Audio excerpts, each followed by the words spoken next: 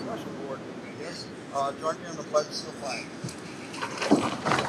Pledge allegiance to the flag of the United States of America and to the republic for which it stands, one nation, under God, indivisible, with liberty and justice for all.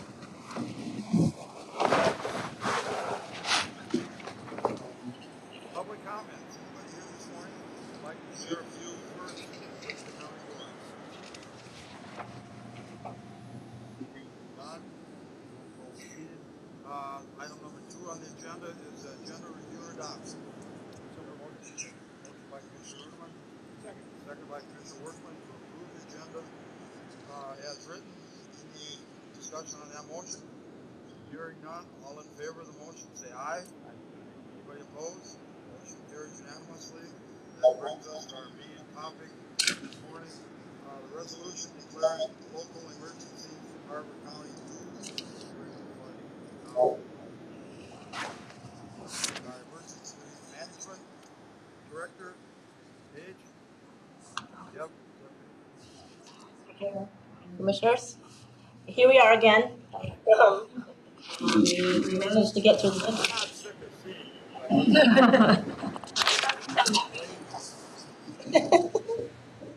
This is Brady Vandenberg. He has been the one that you've been getting a lot of emails for. He's our emergency management specialist and has been awesome about it. We brought him up here just in case there's questions about forecasting. We're here to make sure that we can have a resolution of a local emergency because when that happens, it opens up resources for the state and federal agencies. The Minnesota River and the Florida River. Well, the Minnesota's going to crest on Thursday, 34.8 feet, which is pretty high.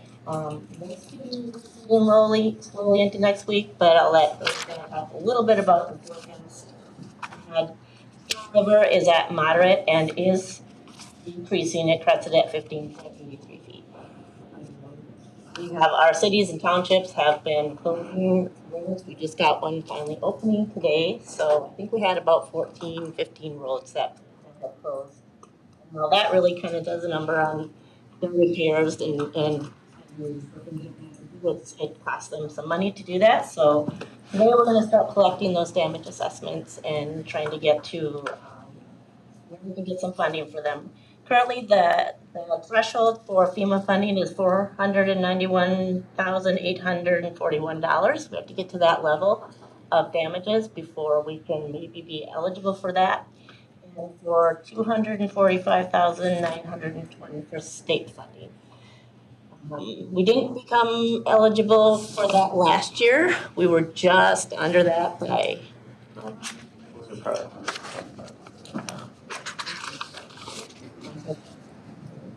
Is that kind of like our deductible? When you reach that point, then you're eligible to receive, but we're going to be out that deductible either way. It's just that if you go over that, then we might be able to receive some help. Yes, Mr. Chair, the way that works is we at least become eligible to have FEMA and the state agencies come out and look at the damages themselves. I'll give you an example. Back in 2014, we had over $9 million that we sent in of damages for the county. We ended up at the end of that season having over $3 million, really. So once FEMA and the state come in and kind of really take a look and work with our engineers, the city's engineers, townships, it kind of usually lowers a little bit, so it's really good. It's not good, but if we can get to that level, it's better if we get over that level, because at that point, when you just get to that, it's really hard on our cities and townships because So the county submits expenses. That's a collection of cities and townships the county. And actually, what is kind of brings ours up a little bit is MnDOT. Actually, we can take their expenses that are on the 41 bridge and put that underneath our threshold, which helps us a little bit. that didn't happen last year, right? We didn't have 41 closeouts last year. So that could bring us up a little bit. We have had, unfortunately, 2 of our cities have had wastewater treatments kind of fill up, and so that also does cost them some money, and I don't think that happened last year as well.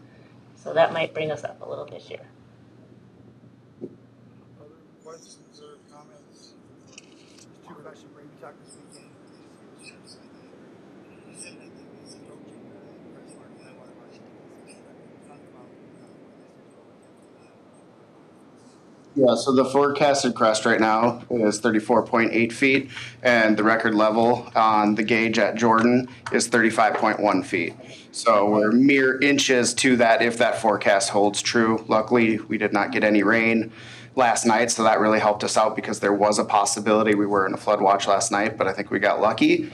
And looking forward, we're looking at rain Thursday night into Friday, somewhere maybe around 1/4 of an inch at most, but storms develop, that can play a different into that. And so forecasts can change as well, but that's kind of the outlook for now. But we are seeing somewhere in the 40 to 50 percentile for above average rain for the next pretty much month, I think is kind of the period we can look at. So we could bring that up higher, but with the crest coming before our next rainfall, hopefully we'll get some wiggle room in there to not hit that 35.1. second question I had. Frustration about approaching matter of situation on construction, flooding, another closure plan.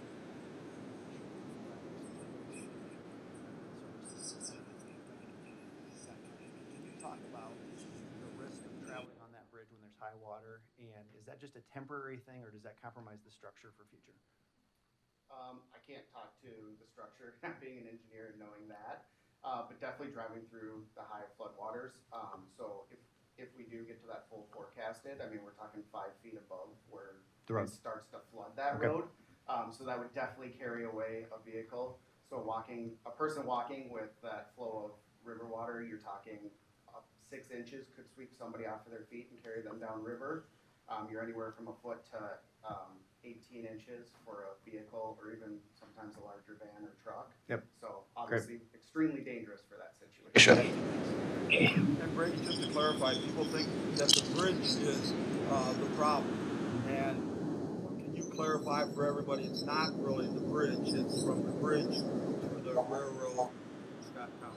There's a lot of that area that is covered. It's not necessarily the bridge itself, but because that is the access point, there'd be no turnaround if you got them to the bridge. Correct. So they must set it at a turnaround point. So yes, correct. As we before the meeting, Mr. Chair, I travel that every day, or not right now. And before it even got to this level, you could see the water seeping up onto the road through the barriers that are on the road. And I think it's probably where it's going to need some repairs, right on the sides of the bridge where there might need fill or help. Those little roads that you can go into off the bridge to kind of go into that area. Those, I think, are what they typically need to kind of mitigate after a flood, from what I've seen over the years. So you have to actually drive around 41? I have to go 101. But great, we have that bridge now. That wasn't here in 2014, and that is... If my memory serves me correctly, 65, I think it was Jim Cotton that was supposed to be the starting pitcher. They flew him by helicopter from south of the river through the ball. So you probably don't agree as high as Jim Cotton. That makes sense. Other questions, Commissioner Workman? Well, Mr. Chairman, I watch Brady's emails very closely, and I have to tell you, I may be over prepared. I have a large family. I make sure everybody knows what's going on. But I saw the 75-mile-per-hour wind. I saw the gale. I saw my sense, and the affable Mrs. County Commissioner Workman mocked thoroughly. I brought in deck umbrellas and I passed down the hatches. He's still mocking me. So I said, Brady, let's, I know you get your information. Maybe transfer beautiful clouds. That was about it. So I'll get over this. This wasn't the first event at my house, but I got to give you a little ribbon. So, You're not the only one. I get it at home as well. Commissioner Fahey. Mr. Chairman, thank you. Brady and Deb, I just want to say thank you for the emails. They're very informative. I forward those emails on to people, and to just continue to do that, I know it's a big lot.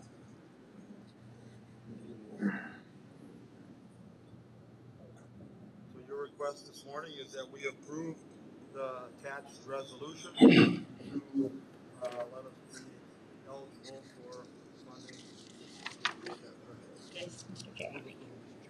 Motion by Commissioner Uterman, second by Commissioner Fahey, to approve the resolution. Any discussion on that?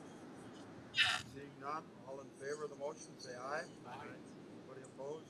Motion carries unanimous. Thank you very much. And that brings us to the end of our special session this morning. We're going to immediately go into a work session that will take up quite a bit of time here this morning. So with that, is there a motion to adjourn? Second. Motion by Commissioner Workman, second by Commissioner Uterman. That motion is non-discussable.